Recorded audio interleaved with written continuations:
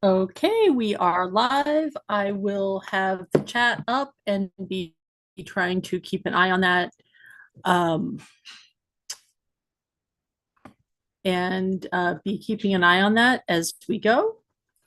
I'm a little bit late today, which I hope will not inconvenience my Legion of Loyal fan who might be watching today. But yeah, this is Thursday. This is the day on Nerd Church where we get a little bit spicy and talk about current events. Um, I want to start off with something kind of light, um, which will let me talk a little bit about communion and what the real presence means and how Catholics get kind of weird about that in weird ways. Um, this is kind of a funny, cute story, but also it's one that also I think is interesting because it reveals the profound lack of charity and compassion and willingness to say maybe not everything is completely horrible. That you sometimes see that we're really starting to see ramp up among Catholics who are very critical of the Pope right now, which, again, Schism Watch is underlying, hangs over everything we do here. So I am going to just, without further ado, because I don't want this to be super long. Um, yeah, so we are going to start out with um, we are going to start out with this story from Switzerland. Brought to you by Charity Mobile. Not advertising for people who don't pay me. Some deny that we have a crisis in the church. This is a crisis not only of top-down hierarchical officials publicly embracing heretics and treating them as if they're in communion while crushing traditional Catholics. Specifically, he's talking about he's talking about Pope Leo greeting the Archbishop of Canterbury while telling the SSPX, if you want bishops, quit being schismatic. It's not only priests teaching heresy from the ambo at times. It's not only priests and bishops in places winging the mass to the point where they just wing the consecration, calling at best the consecration into question in some places. Okay. I'm going to look straight at the camera and talk to Anthony Stein. I want to see examples. I want to see proof. I have never heard a priest wing the consecration. I have seen priests occasionally put a pause in the wrong place or stumble over a word, but that is rare, and I have always seen them go back and correct themselves. I'm not saying it's not a problem. I'm saying that I want to see, I'm saying big ol' citation needed, dude. Because frankly, I don't buy it. I do not believe that there is a massive problem with priests not doing mass properly. I do believe that there's a problem with priests not doing mass that makes him happy, because I don't think that very much makes him happy. I'm just going to be real honest. This is not me saying that a quote unquote ordinary form mass is invalid if it is followed by the book. I tend to share about Malachi Martin's opinion on that, where if they do what they're supposed to do and do what they intend to do, what the church intends to do with the sacrament, then it's probably valid. Okay, I want to be super clear here. This is literally Anthony Stein trying to radicalize people by causing people to have weird doubts about, well, is the priest does Father Jim really mean it when he says this is the body of Christ?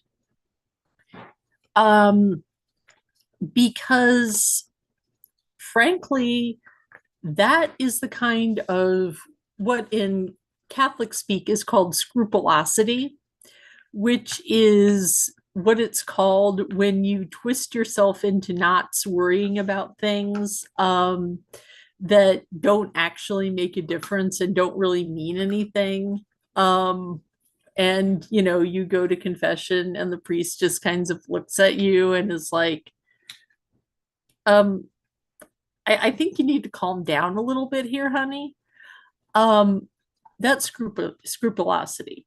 Worrying that the priest, because of some kind of a personal defect, is like somehow not giving you valid sacraments is potentially Donatism, which is a formal heresy. I'm not saying Anthony Stein is a formal heretic. I'm saying he's promoting attitudes that lead to scrupulosity and to Donatism. Not good.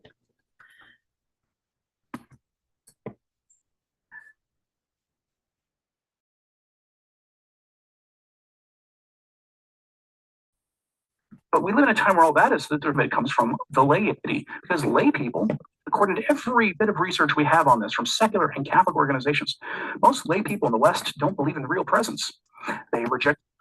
That's actually not true. I will be glad to discuss this in greater detail.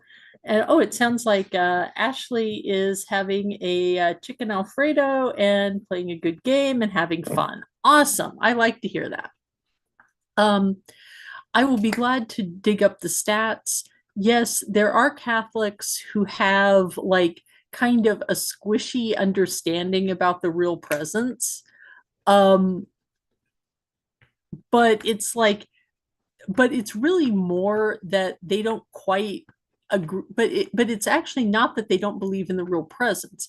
It's that they don't believe in transubstantiation according to the formal definition of transubstantiation, because in order to really understand like the whole like the substance but the accident doesn't change, you have to know a whole lot of like basically Platonic philosophy that a lot of people just don't have the training to understand the technical terms.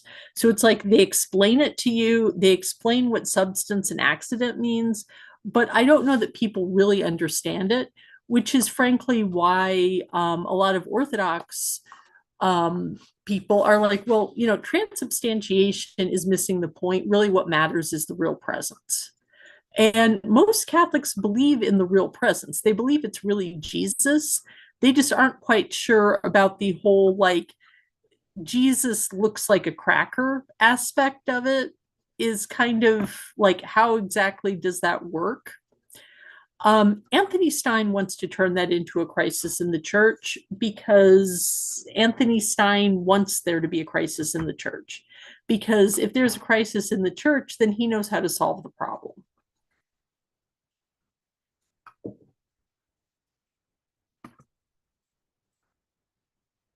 The church is teaching on morality. Think that James Martin's a stand-up guy.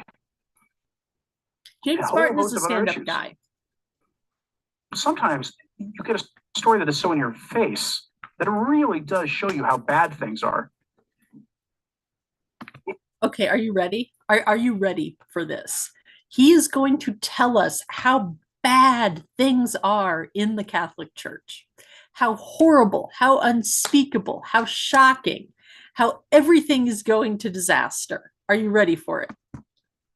If you had an example of a sacrilegious communion that was so scandalous that the bishops would pay attention, you would expect them to do the right thing and punish the people who received invalidly, right? In some way. What happens if they don't? And now take this to being even worse than the way I just described it. Are you ready for the scandal? The scandalo grandissimo. Headline from Gloria TV. Switzerland, Holy Communion was fed to dogs.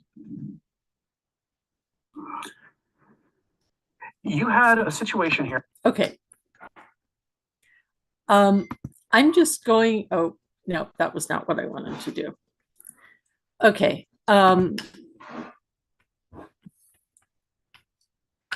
Okay. I'm gonna run it forward a little back. I just wanted to go to just go over the article for you, rather than listening to Anthony Stein read it with commentary because he gets sort of sassy voice, which I also get sassy voice sometimes, but okay. So here we go. Here is the actual story. Okay. So there was an animal blessing that had been combined with the Eucharist. And apparently, some of the three individuals shared portions of their consecrated host with their dog. So now I'm just going to throw this out there. Should they have done that? No, they should not have. They should they should absolutely not have done that. That is not okay. However, this was an animal blessing. And I don't know about you, but if you have ever, but like if you have a dog and you love your dog and your dog is a very good dog, um, you're used to giving them, like if you're eating a snack, perhaps a small cracker, you might be inclined to give a little bite of your saltine to a dog. Now, should you give a little piece of Jesus to a dog? Well, no, you shouldn't, because the dog is an animal and the dog does not have a proper understanding of communion. And the communion is for you. The dog communion is for humans, not for dogs. Dogs don't need it. You don't need to do it, right? On the other hand, we don't know the ages of the people involved. These could be very young children. I could even imagine like some like super nerdy, like, like 10-year-old decides, wait, if I can give my dog a piece of the host, so they'll have Jesus inside them, maybe my dog can have a soul. Maybe my dog can go to heaven. Or, I mean, there's a part in the Bible about the woman is like, the dogs can eat crumbs off the table. And they might go, okay, well, if the dog like licks my fingers and gets a little bit of Jesus, that's okay. I mean, the point is that there are so many innocent possible things because you know what? Look at this face. Look at this face right here. Look at Marshmallow, right? He is a very good boy.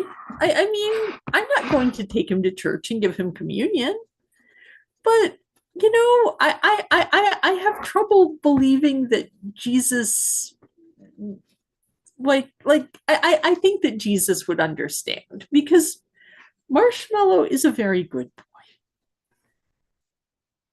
So, but let's see what Anthony Stein has to say.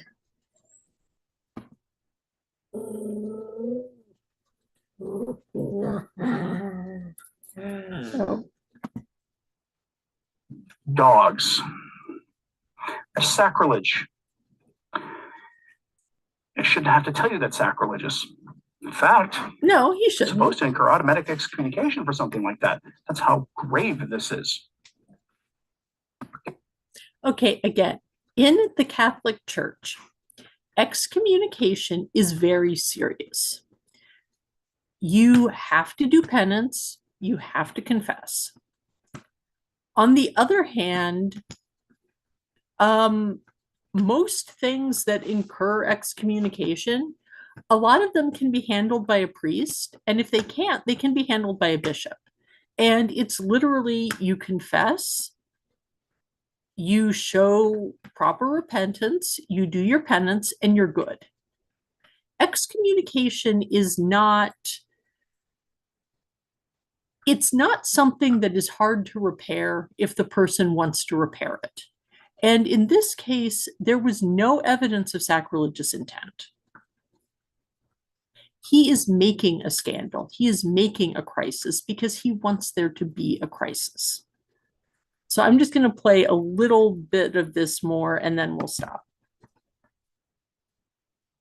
Guess what? Nothing is going to happen to the people who did this. The headline from the Pillar, at least nothing on earth will happen to them. Pray for the people who did this, that they repent and that they seek absolution. Yeah, see, he's like, he doesn't think that they repented. He doesn't think they sought absolution because he doesn't, he thinks that only people who are as strict as he is actually care about the Catholic Church. It's kind of sad, really. And then of course there's the but see, is it just dogs he doesn't want to have communion? No, he doesn't. So let's check out other people that Anthony Stein does not think should have access to communion.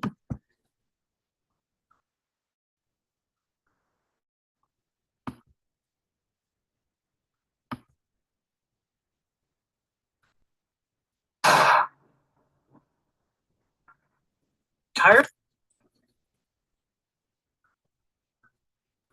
Yeah, the attempts to set up like parallel Catholic things for um like chat apps is something that's always kind of like strange to me. Um Not that, you know, there being like Catholic publishers and Catholic app companies is weird, but this kind of weird tech isolation is strange. Now that the document that was the sort of disjunction point for Francis, the one that kicked off the unbridled controversy that woke a lot of people up to who he was, it's suddenly going to come back. The bishops of the church are going to meet to discuss further implementing Amoris Laetitia. How do I know they're going to be further implementing it? Well, let's go back here to an article I've covered a couple of times. I won't go into any great detail, but because it's all in the headline. Cardinal Fernandez says Pope Leo XIV is continuing Francis's legacy, not undoing it. Fernandez pushed back on claims of a hard break with the direction of Pope Francis, saying Leo XIV has asked bishops to continue to receive the magisterium of Francis. He has said this various times, as has other agents of the Pope. So again, what we are literally talking about is the person who was the head of the dicastery for the doctrine of the faith under Pope Francis. Okay, I'm gonna pause here.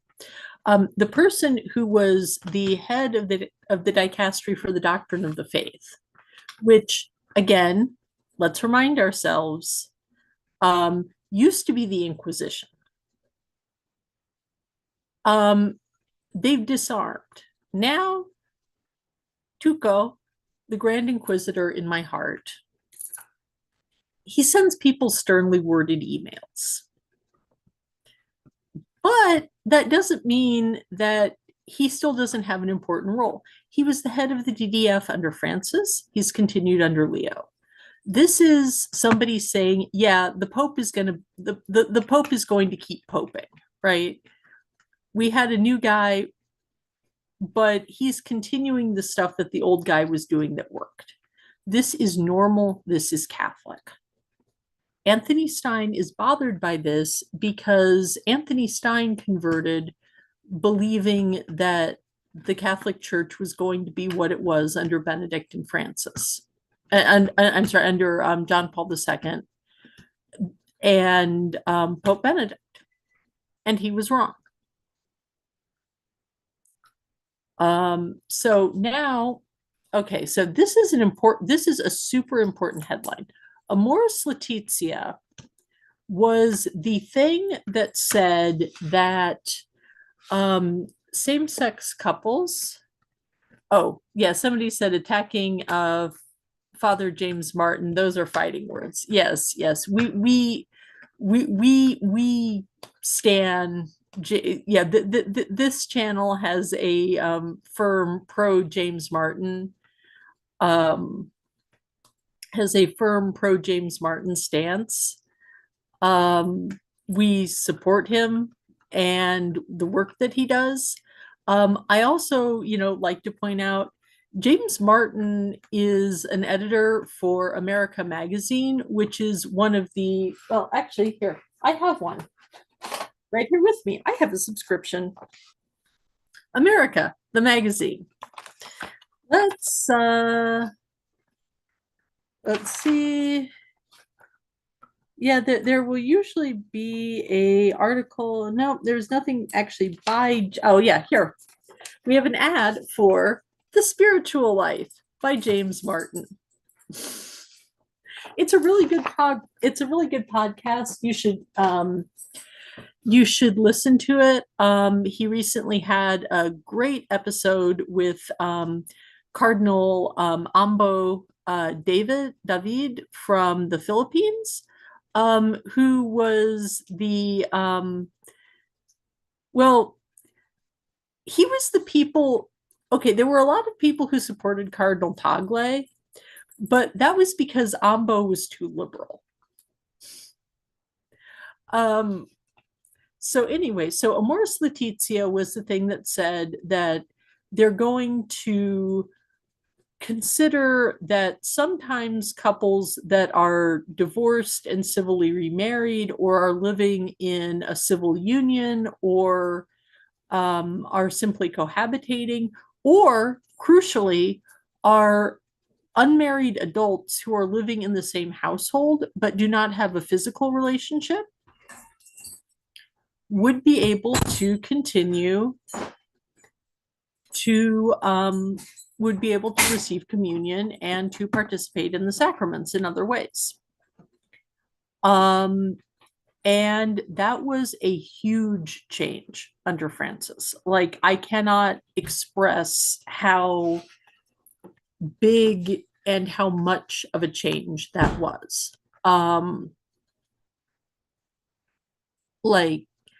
And in October, they are going to have a conference about it to talk about, okay, what's working, what's not, what are we going to do?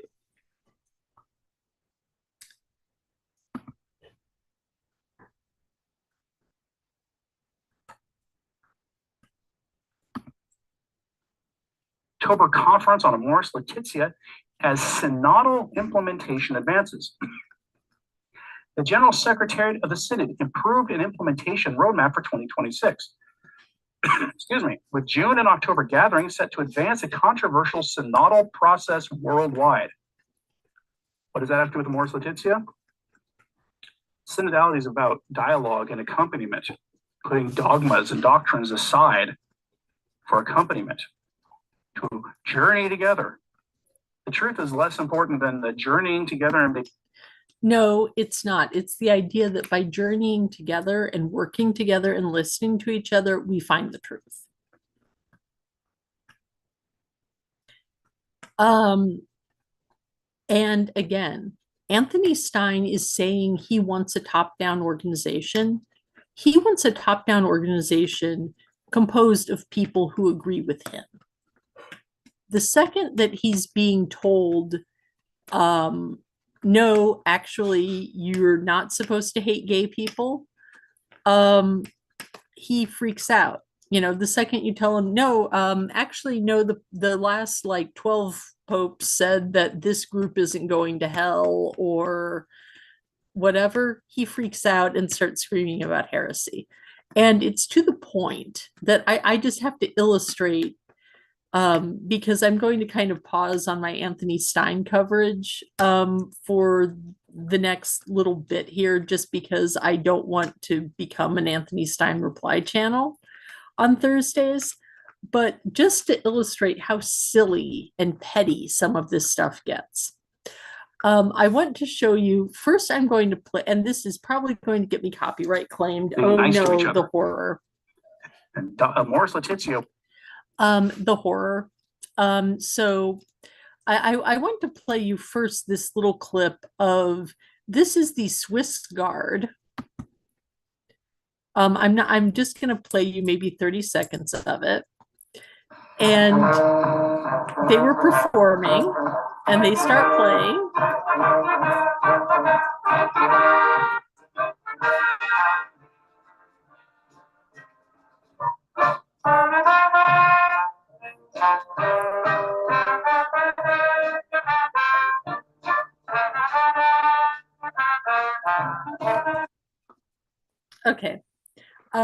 I'm pausing here because I just want to take a moment to like appreciate the like really tight and crisp way that the tailor like got all that slashing and paneling done.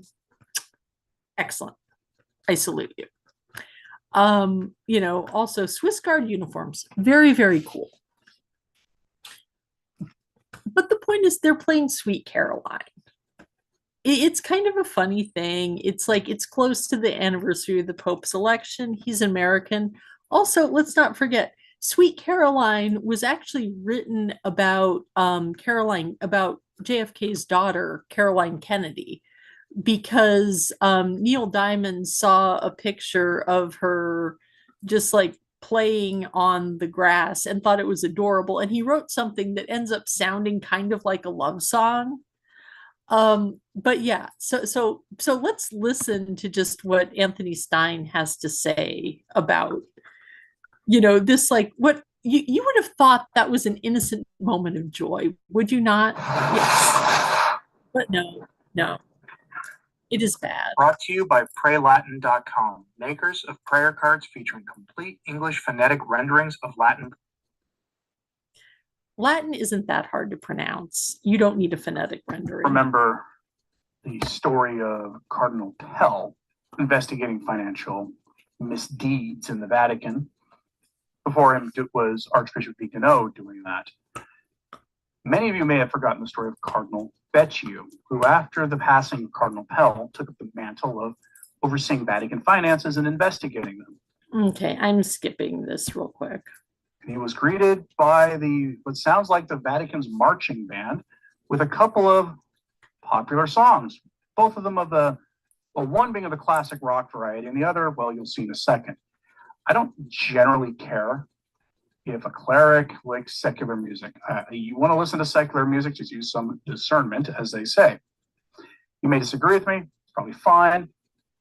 Here's the original story. Pope Leo, according to Catholic Sat, treated to some Neil Diamond as the band of the Pontifical Swiss Guard play Sweet Caroline.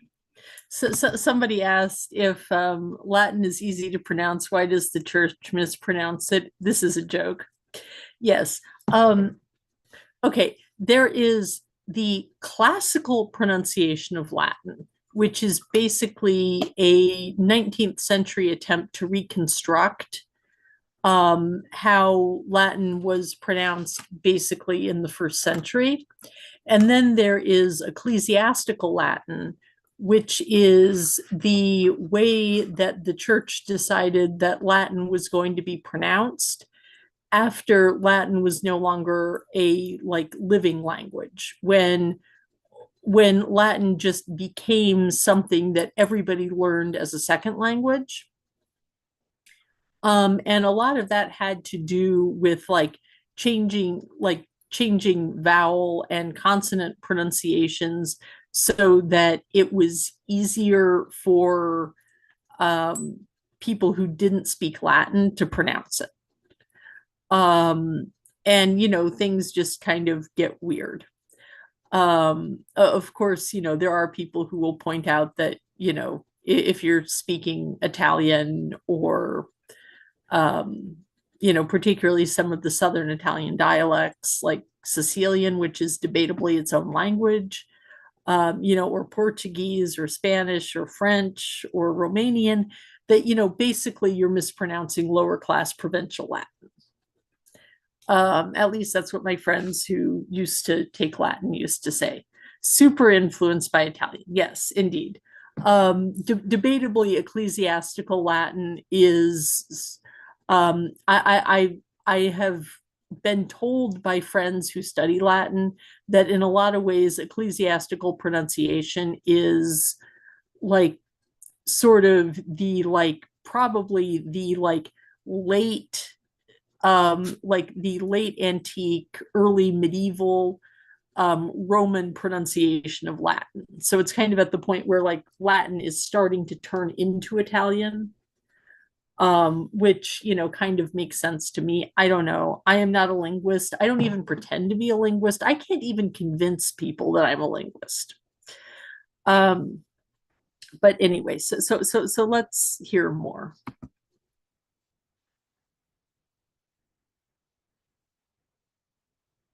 This isn't the big deal. Some people didn't like this, like Taylor Marshall. I'll show you what he said in a second. But here's what it sounded like. I do wonder if he thought this was a good idea.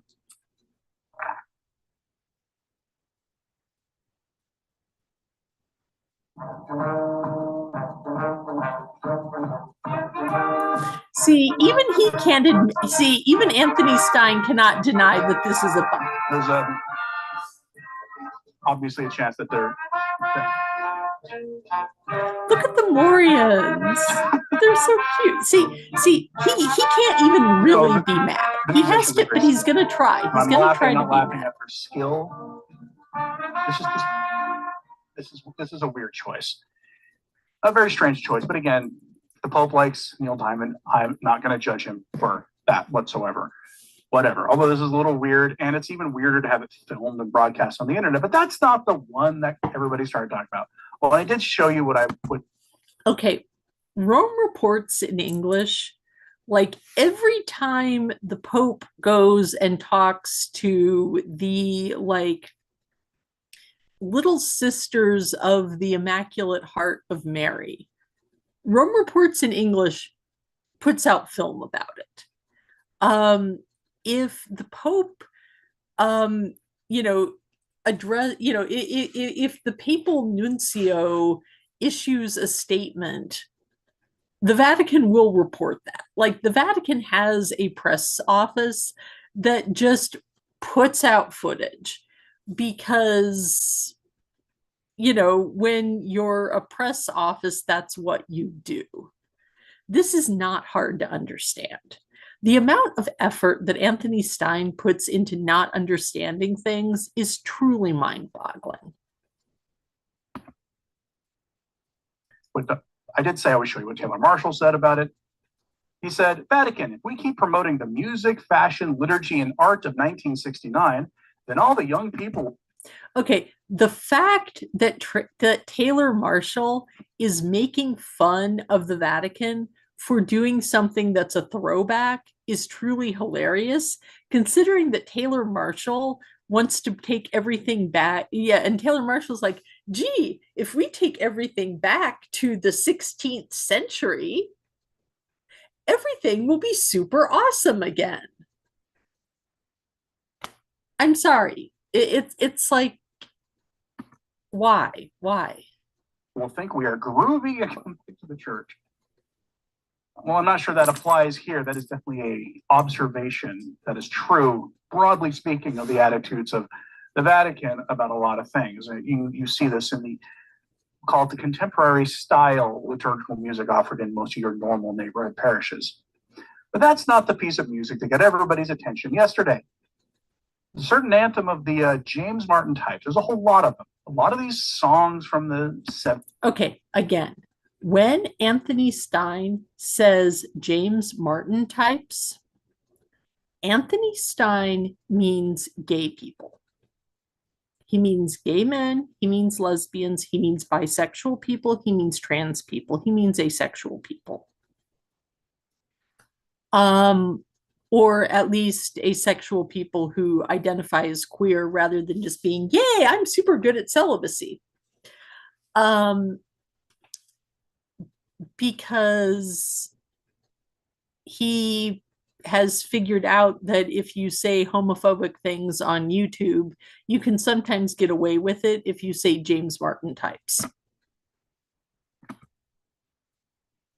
70s and 80s that were not overtly James Martin-esque, we'll say, in their lyrics, or even by intention of the writer. So a perfect example of this is YMCA, the song, President Trump popularized it. The band recently. Okay. He is, I'm just going to Google the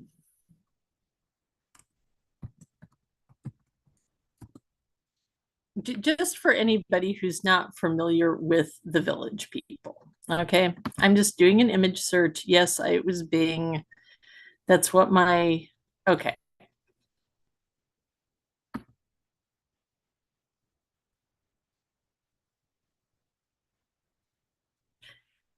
That's the Village People. Now, it's true that this gentleman here, I don't know if he was gay or not. I do know that he has become a born again Christian.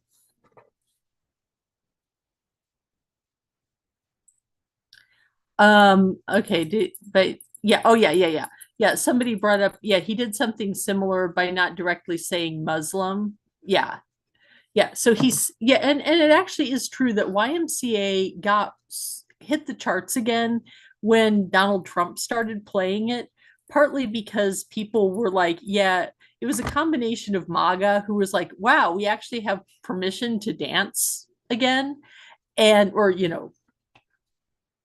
dance. And people who were like and people who were like, no, you are not taking YMCA. We are going to play it on the dance floor at every gay disco. Okay, this is the Village People. Okay, we've got like the mustache and the sunglasses and the tight jeans. That's called the clone look. He's a construction worker. Okay, we've got a cowboy. We've got, I don't know what the captain is down there. We've got a leather daddy. We've got a sailor, and we've got a guy in Native American garb, or appropriating Native American garb, I should say. Um, the point is that they are dressed like 1970s Greenwich Village gay stereotypes. They are. This guy here has become a born again Christian and has announced that the Village People were totes never gay. All I know is that they also have a song called In the Navy that the Navy wanted to use for a recruiting song. And they were very strongly told, no, you don't want to do that. Because, and this is less of a thing now than it used to be, but it used to be a thing that young men who were gay would join the military. Specifically, they would join the Navy, and they would go to large cities where there was also a gay population, and they would just do their thing. Source: my late uncle was a master chief in the US Navy and was for about 30 years very happily involved with a gentleman who was a executive at the Coca-Cola Company. It's just what happened. The Village People were gay as F, and he can't admit it because he actually, because he doesn't want to criticize Donald Trump. Said, because they're still around, that they never meant that to be picked up by the people who we typically associate that song with.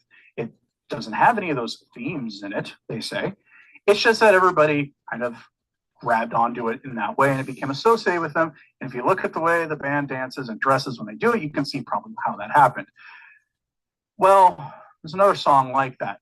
And that same band decided it was a good idea to play ABBA's Dancing Queen in front of thousands of people at the Vatican. The song has lyrics that talk about how attractive a 17-year-old is while they're dancing. Okay. I am actually we are going to go source critical on this. Okay. ABBA, Dancing Queen lyrics. Now there are a lot of okay. See the girl, watch that sing, digging the dancing queen, right? Yeah, so it's like the girl's there to dance. She's there to look for a boyfriend. Yeah, and again, there's some of the stuff that it's like it's a girl who's there to dance. People might think that she's attractive, but she's there to dance. She's there to jive. She's there to have a good time. She's a dancing queen, right? And again, this was, in the 70s where, queen could be appended to any descriptor, a drama queen, if it was used in a gay subculture. So, Dancing Queen had that element to it. Also, the part that he's ignoring, because I'm sure that Anthony, well, actually, I'm just going to play Dancing Queen going by because it was kind of hilarious. Who thought this was a good idea? The band, the This Swiss sends some Guard. pretty terrible messages, especially in light of how just the day before, the Synod on Synodality's working group talked about how a certain sin that cries out to heaven for vengeance is that James Martin has an unhealthy interest in for a priest might not act. Yeah, okay.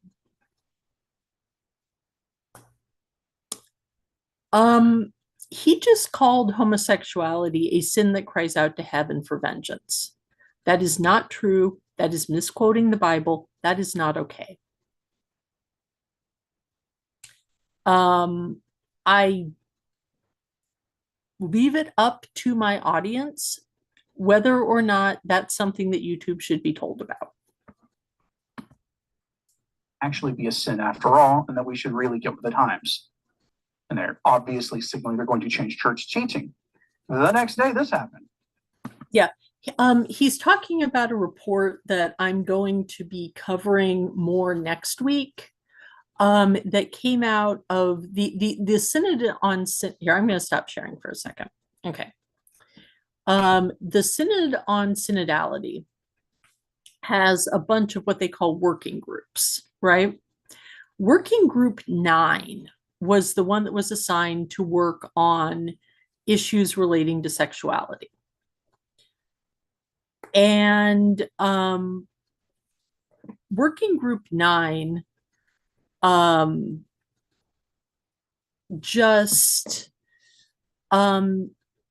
group 9 just said that they think that the church teachings on homosexual behavior, because again, and by behavior, I mean sex, because let's be very clear here. According to church teaching, two people of the same sex falling in love, loving each other, even having romantic feelings for each other is just fine.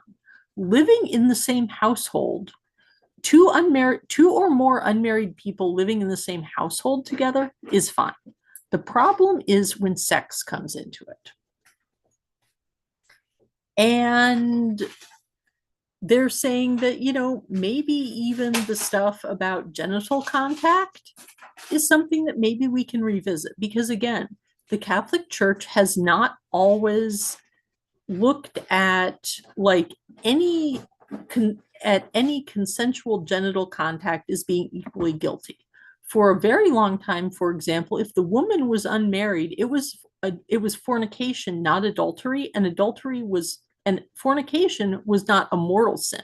It was serious, but it wasn't necessarily mortal.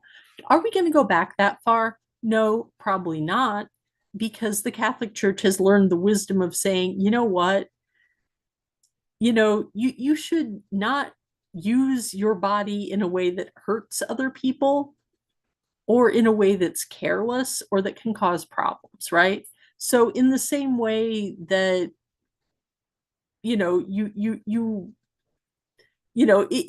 if you invite someone to your house for dinner, you should treat them with kindness and respect. And just keep applying that rule, right? Kindness, respect, honor. And when you're talking about that in an intimate relationship, Study Group 9 is opening the door that kind of relationship can exist between two people of the same sex, and that can be blessed and celebrated by the Catholic Church. This is huge. This is monumental. I'm going to be talking about that on Thursday, really digging into talking a little bit about Study Group 9. next week. And also, I'm going to just go through Amoris Laetitia. Let's see what it says. This is the thing that blew everything up for Francis. So let's talk about it.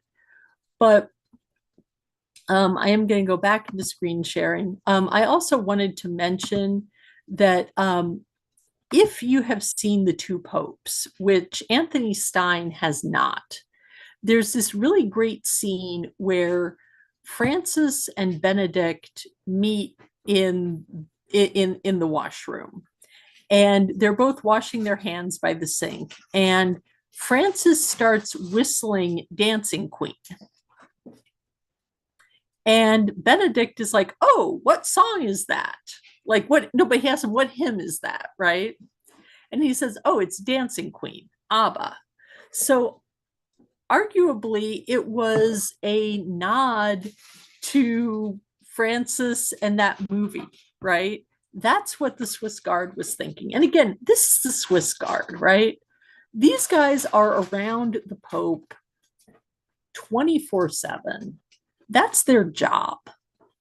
Like, and now they've changed the rules so that officers can get married, but just regular enlisted guys in the Swiss Guard, um, they're expected to be like, they are living a sort of consecrated quasi-monastic existence.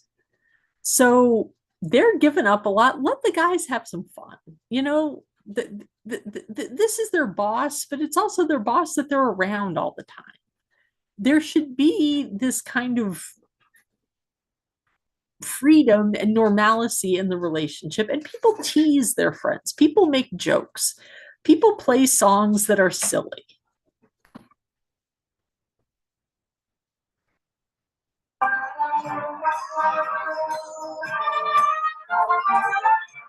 This is 100% real. This is not fake. This is real. This is being widely reported by Catholic and secular media. I'm going to stop it there because I'm already taking a big risk with copyright.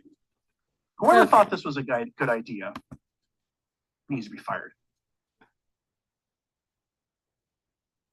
I don't know. I thought it was a pretty good idea. That is an anthem for the James Martin types, without question.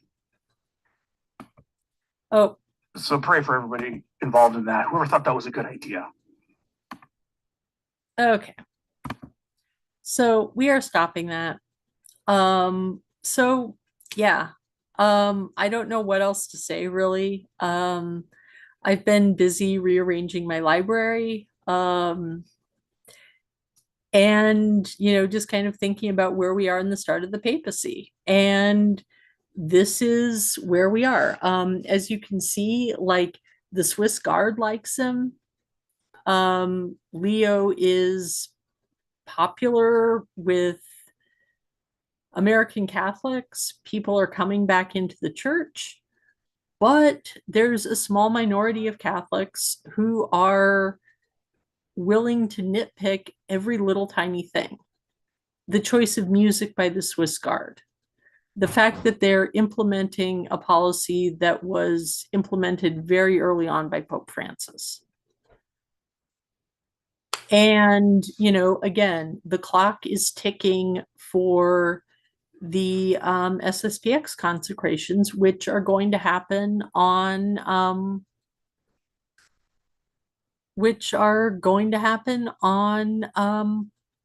July 1st, Canada Day. So what's going to happen? I don't know. It's going to get interesting. So what's coming up for the channel? Okay. I've talked about everything I want to talk about today, which is cool. Not as long as I usually go, but that's all right. Next week, I will be just going through Amoris Laetitia. We're just going to break it down. If I don't get it done, I'm just going to keep going on Amoris Laetitia. We're going to read through it. And then we're going to do Fiducia Supplicans. In addition, not this Thursday, but the following Thursday, I will be joined by the wonderful bow tie wearing engineer Jordan from Reason to Doubt. And we're going to be talking about the Shroud of Turin. We're going to be going through a couple of videos. It'll be a good time. On Sunday, we will have our usual, Amanda, Aldo, and I will be getting together and we will be talking about um, we'll be talking about the Catholic lectionary. And on Tuesday, we'll be getting a little bit more church history. Now that the conclave is over, I'm going to, on Tuesdays, I'm just going to do a response video to Derek Lambert's video about the papacy, because it was a very rich text. And that almost, and I literally almost started Nerd Church just to respond to that video. So on Tuesday, I'm going to start going through it. And then on Tuesdays, I'm going to talk about Marian dogmas. And so Tuesdays for the foreseeable future are going to be learning more about Joseph, learning more about Mary, and learning, and then we're going to do some papal debunking. And then Thursdays, we're going to current events and then Shroud of Turin. So it's going to be fun. And yeah, that's what we're going to do. So have a good one and I will see you later. Bye. Oh, wait, I should probably check my texts again. Yeah, somebody's like, yeah, I don't want to get in trouble. I understand. People don't want to get in trouble. So anyway, be good. And just enjoy the rest of your day.